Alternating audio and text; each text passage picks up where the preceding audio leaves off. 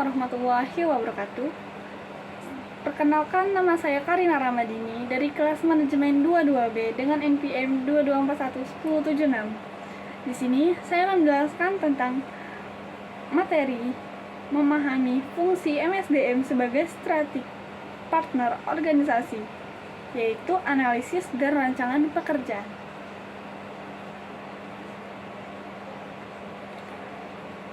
Memahami fungsi MSDM sebagai strategic partner organisasi.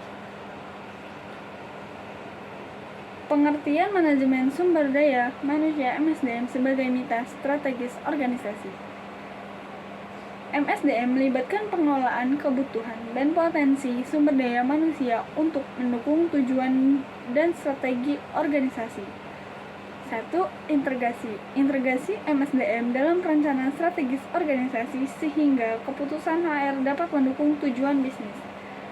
Kalau kolaborasi bekerjasama dengan manajemen lain untuk mengembangkan kebijakan dan praktik yang mendukung strategi organisasi. 3. Transformasi. Mendorong transformasi organisasi melalui pengembangan karyawan, perubahan budaya, dan inovasi strategis. Analisis fungsi MSDM dalam organisasi. Melakukan analisis mendalam terhadap fungsi MSDM dapat membantu organisasi memahami efektivitas dan efisiensi pengelolaan sumber daya manusia. Strategic planning.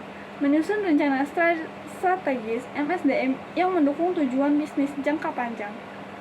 Recruitment and selection. Mengidentifikasi kebutuhan tenaga kerja, mengambil dan memilih karyawan yang berkualitas. Performance management. Mengembangkan sistem pengelolaan kinerja yang memotivasi karyawan untuk mencapai hasil terbaik. Perancangan tugas dan jabatan.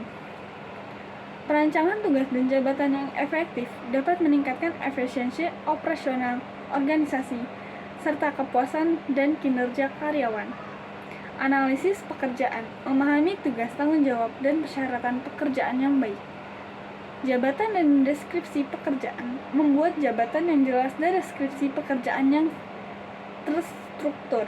Penilaian kinerja dan pengembangan pekerjaan. Menilai dan mengembangkan tugas dan jabatan secara berkelanjutan. Identifikasi kebutuhan tenaga kerja. Pengidentifikasi kebutuhan tenaga kerja yang akurat akan membantu organisasi dalam merekrut dan mengelola karyawan dengan efektif. Forecasting tenaga kerja. Memprediksi kebutuhan tenaga kerja di masa depan berdasarkan tren dan pertumbuhan organisasi.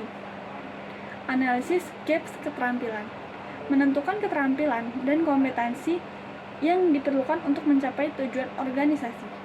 Rekrutmen strategis. Mengembangkan strategi rekrutmen yang efektif untuk mendapatkan bakat terbaik.